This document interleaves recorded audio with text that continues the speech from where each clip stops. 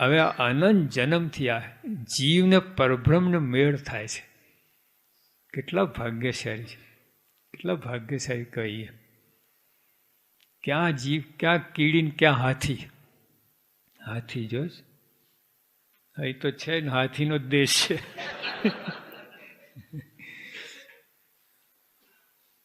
હાથીને કીડી શેક હેન્ડ કરે, ઇઝ ઇટ પોસિબલ? એટલે હાથીના સૂંઢમાં જે તળ હોય ને એમાં કીડી ઘૂસી જાય. હાથી એક ફૂંક મારે ને બહાર કીડી કાશી જઈને પડે. એટલે મેળ ખાય નહીં. હજુ ગઈકાલે અમે કીડી સાથે આવી અમારી, મારા ગાતડિયામાં કીડી ચોટેલી હતી. મુંબઈથી બેઠા ને તો નૈરોબી ઉતરી.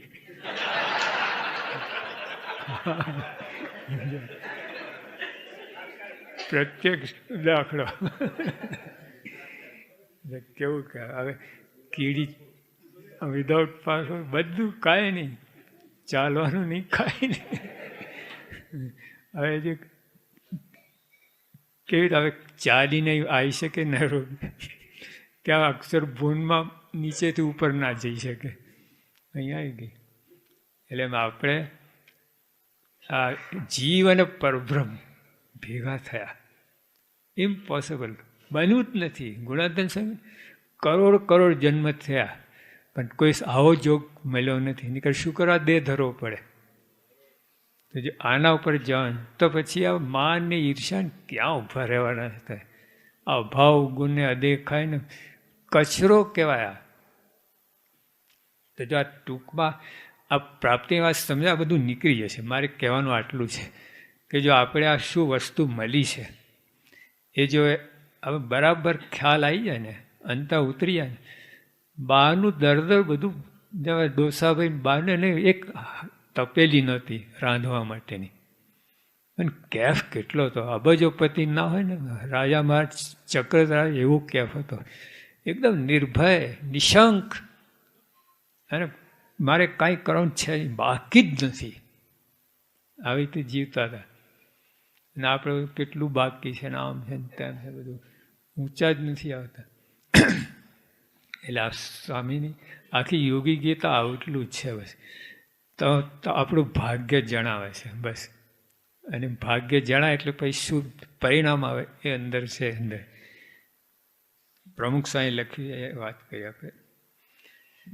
યોગીજી મહારાજની લાક્ષણિક શૈલીમાં બ્રહ્મરૂપ થવાના અનાદિના સિદ્ધાંતો અને તેમના શબ્દોમાં મૂક્યા, તેમના શબ્દોમાં મૂક્યા છે. યોગી આપણને આખી સ્ટાઇલ જુદી જતી છે, પણ સચોટ તમારે ચિત્ર ઊભું કરી દે. બોલે ને આમ સામે મૂર્તિમાન દેખાતું હોય ને એ રીતે બોલે. એટલે અત્યારે કેવું છે, ત્યાં પીપલક ગામ છે નડિયાદમાં, નડિયાદ પાસે. તો અમે 12 વાગે પધાર કરતા હતા. તે એક ભરવાડ હતો ને, એ રોટલાના ટુકડા કર્યા એને 15-20. જાડો રોટલો એટલે એક આમ લાડુ જેવા જ દેખાય ટુકડા. એક ટુકડો મોડામાં નાખે, ગાયનું આચર દબાવ તો સીધું મોડામાં ધાર જાય. આમ કરે સીધું જ અનટચ્ડ, અડર ટુ માઉથ, વચ્ચે કોઈ એજન્ટ નહીં, કાંઈ નહીં, સીધું.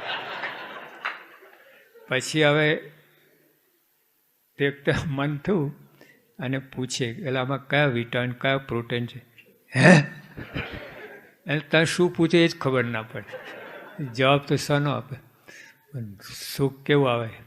ઓલા લેબોરેટરીમાં એનાલિસિસ કરે, 1000 પાના લખે મિલ્ક ઉપર, વિટામિન A, B, C અને એક ટીપું સુખ ના આવતું દૂધ.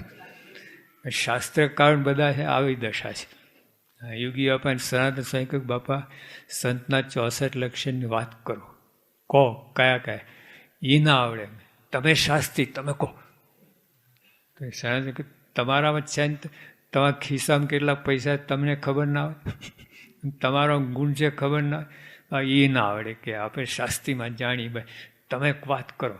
લો એટલે શું એમાં પડતા નથી આ બધું અંદર. આ સુખ લેવા આમાં પડીએ તો આપ જતું રહે ને. એટલે એના કરતાં એટલે જો આપણે એવા પુરુષ મળ્યા છે, પ્રમુખ સાહેબ કહે છે ને કે આવી રીતે જો આમ ભગવાન સુખ લઈ રહ્યા છે, વાતો નથી કરતા, વર્ણન નહીં, અન્વય વ્યતિરેક નહીં, સીધું આમ મજાક કરે છે, એ પુરુષ યોગી આપા પ્રમુખ સાહેબ એ વાત કરે, યોગી મહારાજની લાક્ષણિક શૈલીમાં બ્રહ્મરૂપ થવાના અનાદિના સિદ્ધાંતો હતા તેમના શબ્દો મૂક્યા છે. શાસ્ત્રોમાં શું છે, એક જ મુદ્દો હોય, જો ખંભા ઉપર કે સહન કરવા ઉપર. આજે આ મેડિકલ સાયન્સનું આખું બદલી ગયું છે વેસ્ટર્ન વર્લ્ડમાં. રીડર ડાયજેસ્ટ એટલે આમાં ઇન્ડિયાનો, એનું ખબર નહીં, જૂન 2004ની સાલમાં ક્ષમા ઉપર આખું લેખ આવ્યો છે, ફોરગિવનેસ, ફોરગેટ, ફોરગિવ. એમાં તમે વાંચો તો સ્વામીની વાતોને વચના છે કાંઈ ના લાગે તમને, એ સિદ્ધાંતો અંદર. પણ એને દ્રષ્ટાંત સહિત આપે, જે પ્રયોગ કર્યા છે, લોકોને મટાડ્યા છે, એ સાથે વાત કરી છે. એટલે હવે એ જ વાત છે, હવે એ લોકો મેડિકલ ટર્મમાં મૂકે, એના શબ્દો આપણને સમજાય નહીં. જેના ટેકનિકલ હોય ને,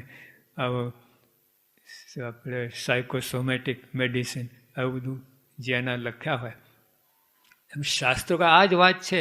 યોગી આપણે જે કહ્યું, ક્ષમા કરવી, એને અખંડ આનંદ આવે, બરાબર રાજી થાય, એવી બધી વાતો લખી. પણ એ શાસ્ત્રકારો શું, એને શણગારીને શ્લોકમાં ગૂંથીને એનું રૂપ મોટું કર્યું, જે સમજાય જ નહીં. યોગીજી મહારાજની લાક્ષણિક શૈલીમાં બ્રહ્મરૂપ થવાના અનાદિના સિદ્ધાંતો તે તેમના શબ્દોમાં મૂક્યા છે. અક્ષર બ્રહ્મસિંહ ગુણાત્યાન સ્વામીથી તત્સ્વરૂપ બનેલા મોક્ષના દ્વારરૂપ સત્પુરુષોના જીવનમાં આ મુદ્દાઓ સિદ્ધ થયેલા સાક્ષાત દેખાય છે. એટલે એક જ છે બધું. તમે અહીંયા સફરજન ખાઓ અને ઇંગ્લેન્ડમાં ખાય કે ચાઇનામાં ખાય, રાત્રે ખાય, દિવસે ખાય, જે અનુભવ જે બોલશે એ બધાને સરખો અનુભવ થશે. વર્ણનમાં કદાચ ઓલા એપલ બોલે, સફરજન બોલે, આ બોલે, પણ અનુભવમાં તો બધા એક સરખા જાય. એમાં કંઈ લેંગ્વેજ કામ ના કરે અનુભવમાં. એ તો અનુભવ. એટલે જો અહીંયા એટલે ગુણાતીત પરંપરા, પ્રમુખ સાહેબ કહે છે કે તત્ સ્વરૂપ એ આ રીતે સિદ્ધાંતો અમર લાઈને એ ભાવને પામેલા એ બધાના એક જ મત આવે છે. તે સિદ્ધાંત અનુસાર આ મુદ્દાઓ આપણા વર્તનમાં ઉતારી વર્તવા પ્રયત્ન કરીએ ત્યારે આપણે બ્રહ્મરૂપ થવાના માર્ગે ચાલ્યા કહેવાઈએ. જો શું કહે છે, આટલું શેખ સમજવાનું છે. ખાલી વર્ણન નહીં કરવાનું, એ રીતે વર્તવા માટે પ્રયત્ન કરો.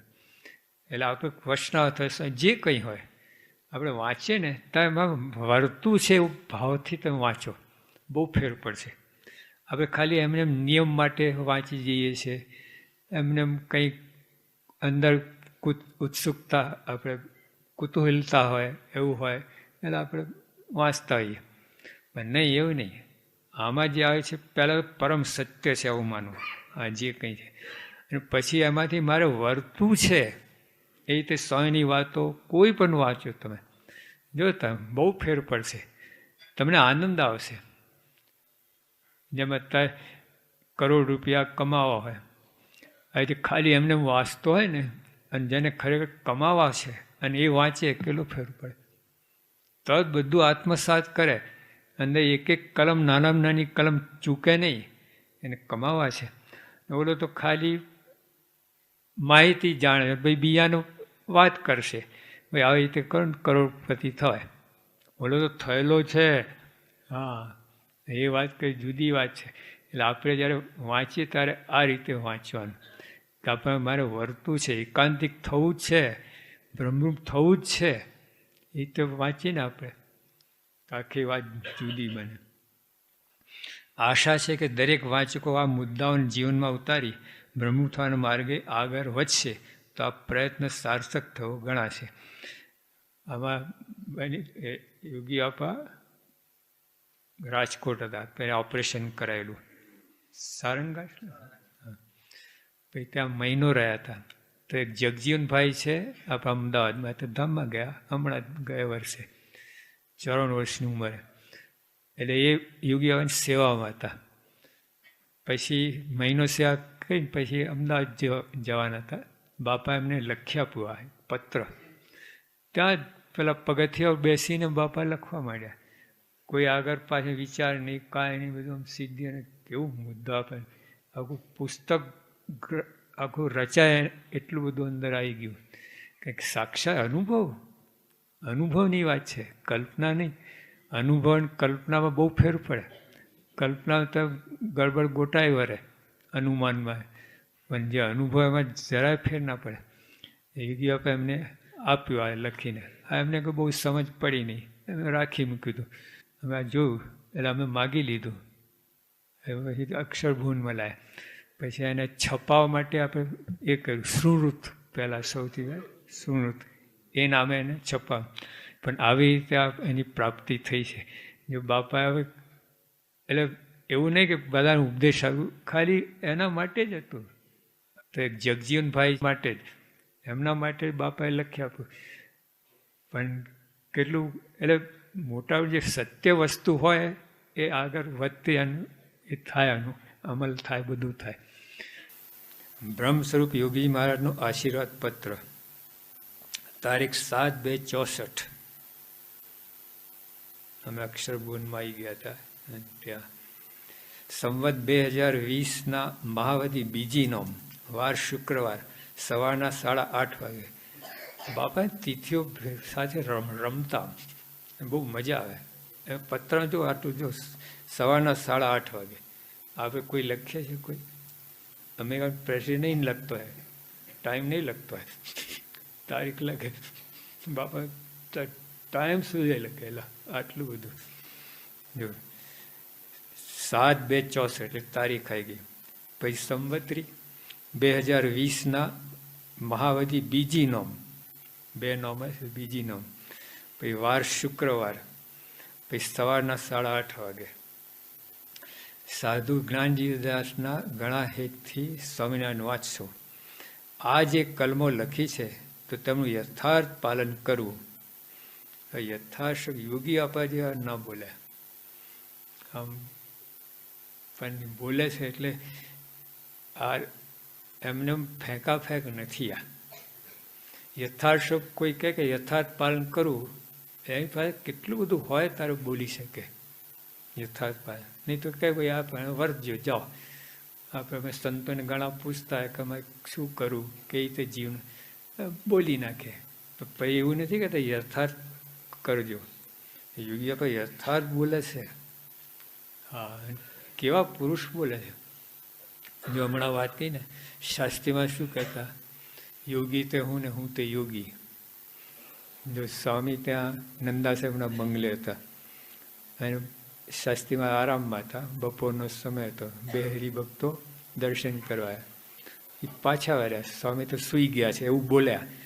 યોગી બાપા સાંભળી ગયા. તો બેન બાપા ઊભા થાય, બોલાય અહીંયા આવું ના બોલાય.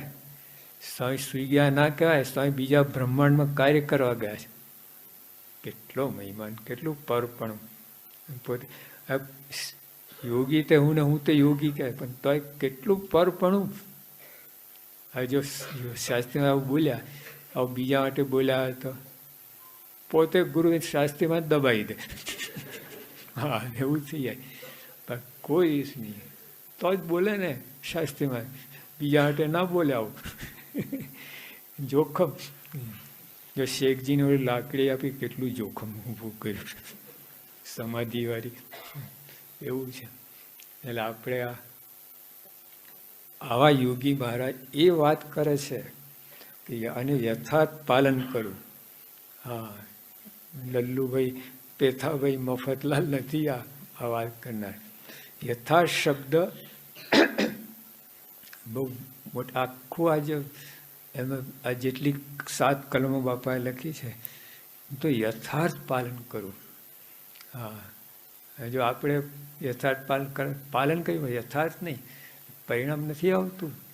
હા, જો આ ખેતીમાં બોલો વરાપ થાય ને પછી 1 દિવસ મોડા પડે ને તમે 25% ફેર થઈ જાય પાક ઉતારવામાં. 1 દિવસ મોડા પડે તો તો જે ત્યાં બધા યથાર્થ પાલન કરે બધા બેસે, આમાં સમજાતું નથી. આમાં ભાવની વાત આવશે, ભૂકા કાઢી નાખશે તો યથાર્થ પાલનમાં કેટલું બધું સમજવાનું. યથા અર્થ, હા, તો જ્યાં યોગી અપાને ઓળખવા, પ્રમુખ સાહેબને ઓળખવા, યથાર્થ, હા આપણે ઓળખ્યા, માની લઈએ, ના એ કામમાં નથી આવતું. એટલામાં જે યોગી હવે આટલી જ કલમ મૂકી છે ને, બહુ સમજવાનું છે. પહેલાં તો કોણ બોલે છે, કોણ લખે છે, જે આપણે વાત કહી કે જન્મસિદ્ધ યોગી, જન્મસિદ્ધ યોગી. જો સિદ્ધ પુરુષો ઘણા, મહારાજે ઘણા સિદ્ધ કહ્યા. આ કે જે સહન કરે સિદ્ધ, હા સહન કરે ને સિદ્ધ, જેટલું સહન કરે એટલું વધારે સિદ્ધ સિદ્ધ કહેવાય. બોલ્યા પુરુષો બોલ્યા પ્રીત એમાં છે. એ સિદ્ધના બધા ઘણા આમ થાય, આવું આવું હોય. પણ યોગી હવે જે સિદ્ધ હતા ને, જુદી એ વાત. જો આપણે રણછોડદાસ મહારાજ એમને વાત કરી કે वो तो योगी राज है, બીજા તો યોગી છે, આ તો યોગી રાજ, યોગીઓના યોગી છે. રણછોડદાસ મહારાજ પોતે મોટા સંત હતા, સિદ્ધ હતા. એ આવું બોલે છે યોગી આપવા માટે, वो तो योगी राज है, योगियों का योगी है. તો જેમ અત્યારે 10નો આંકડો હોય તો 11 પર કહેવાય કે નહીં? 10 કરતા 11 પર કહેવાય કે નહીં? પર એટલે સમજાય કે? હા ઉપર, સમજો બરાબર છે. પર ઉપર, ગુડ, વેરી ગુડ. 100માંથી 100. તો 10 થી 11 પર કહેવાય, અને 10 થી 100 પણ પર કહેવાય, 10 થી લાખ પણ પર કહેવાય. પણ યોગી આપા કેવા પર હતા? 10 થી અનંત ગણા પર. બીજા પર હોય તો બીજા સિદ્ધ હોય. યોગીઓ સિદ્ધપણું આટલું બધું, અનંત ઘણું સિદ્ધપણું, સિદ્ધ નહીં. અને શાસ્ત્રીમાં જ બોલ્યા છે કે અનંત કોઈ બ્રહ્માંડ જોગી સાધુ નથી. ગુજરાતમાં જોગી સાધુ એવું નથી બોલતા, હિન્દુસ્તાન નહીં, દુનિયા નહીં, બ્રહ્માંડ નહીં, અનંત કોઈ બ્રહ્માંડમાં જોગી સાધુ નહીં. અનંત કોઈ બ્રહ્માંડના ચેમ્પિયન સાધુતામાં. પણ ટૂંકમાં આમ બાપા કેવા ભોળા લાગે. એમની સાધુતામાં એમને જે કરો એમાં ભોળપણ હોય, બતાવો લાવો. બ્રહ્મચર્ય નિષ્કામ વ્રતમાં લાવો ભોળપણ, એમને ભૂકા કાઢી નાખે. ભેગા ફરતા ને અમારા ભૂકા કાઢી નાખે. એમાં ક્યાંથી હોય તમારે? હા, તો જે એમને જે કરવાનું તો એમાં ભોળપણ નથી બતાવ્યું. સાધુતામાં, ભીડો ખમ્મામાં, સેવા કરવામાં, ગુરુ શાસ્ત્રમાં જોડાવામાં, એમાં ભોળપણ નથી બતાવ્યું. આપણે એમાં બાકી આખી દુનિયા ડાપણ કરીએ, પણ અહીંયા ભોળા સમજતા જ નહીં શું કરવાનું, શું કરવાનું છે. ડાપણ ને ભોળપણ બેનો ત્યાગ કરવાનો. નિષ્કાળ સહી લખ્યું, મેલી ડાપણ ને ભોળાપણ રહીએ, દાસના દાસ થઈને રહે. તો જે આ યથાર્થ એટલે આ બધું અંદર આવે છે. અંદર આગળથી બધી વાત આવશે. તો યોગી આપણે એમને નથી બોલે, આપણે તો એમને બોલી નાખે. અને તને 17 વખત કહ્યું સમજતો નથી, આ એક જ વાર કહ્યું હોય, પહેલી વાર તો શું કે 17 વખત કહ્યું તો સમજતો નથી. તો એટલે ભાઈ પહેલી જ વાર બોલે છે ને, એટલે આપણું બધું આવું હોય છે. તો યોગી આપણે એવું નથી બોલ્યા, યથાર્થ પાલન કરવું. એટલે આમ બે ધ્યાનથી નથી બોલ્યા, સમગ્ર જીવન નિચોડ છે એ રીતે બાપા બોલે છે. તો પછી શું થાય? આ જે કલમો લખી છે તો તેમનું યથાર્થ પાલન કરવું, તો જ સ્વામી શ્રીજી તથા સ્વામી શાસ્ત્રીમાં ઘણા જ રાજી થશે. જ્યાં બીજી વાત ભાઈ, જો આપણી સાધના શું છે? આમનો રાજીપો લેવો, બીજું કાંઈ નહીં. બીજું એકાંતિકપણું, એ રાજીમાં એકાંતિકપણું બધું એની અંદર આવે છે. યથાર્થ રાજીપો છે એકાંતિક, પણ એ સીધી લીટીની સમજણ છે.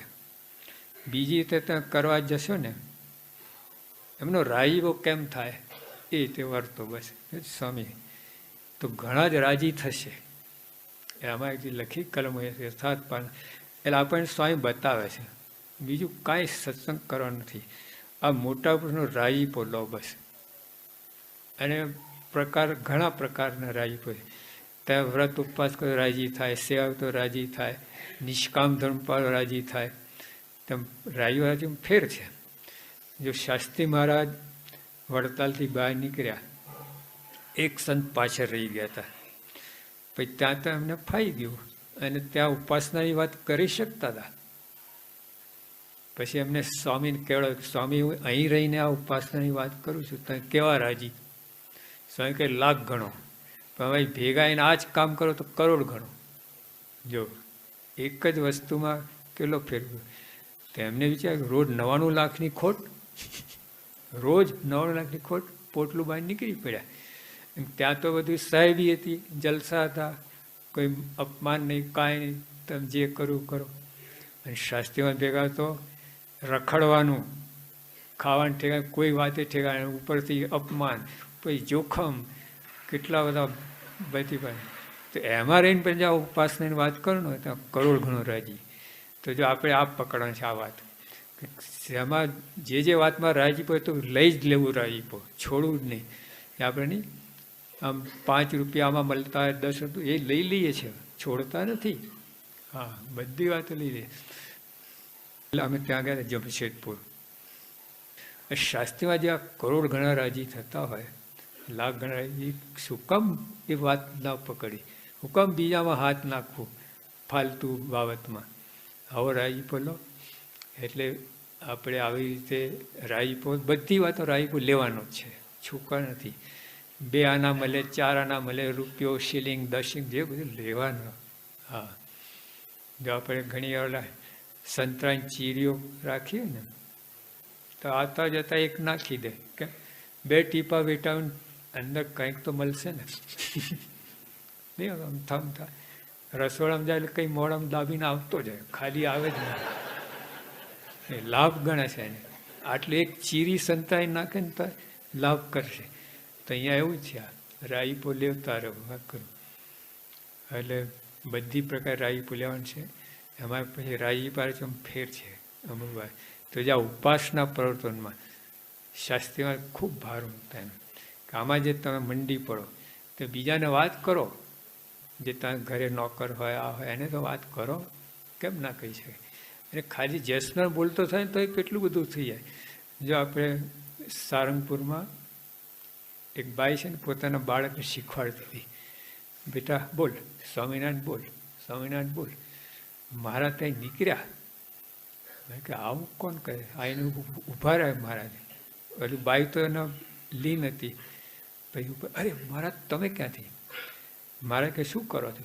કે મહારાજ આને સ્વામિનારાયણ બોલતા શીખવાડું છું. મારે કે એમાં શું થાય? મહારાજ એ સ્વામિનારાયણ બોલતા હું એમ માન 4 વેદ ભણી ચૂક્યો. કેટલી અસ્મિતા બોલો સ્વામિનારાયણ નામની, કેટલી અસ્મિતા! 4 વેદ અંદર આવી ગયા. સ્વામિનારાયણ બોલતો થાય ને, આટલો નાનો બાળક 2 દિવસનો 4 વેદ ભણી ચૂક્યો.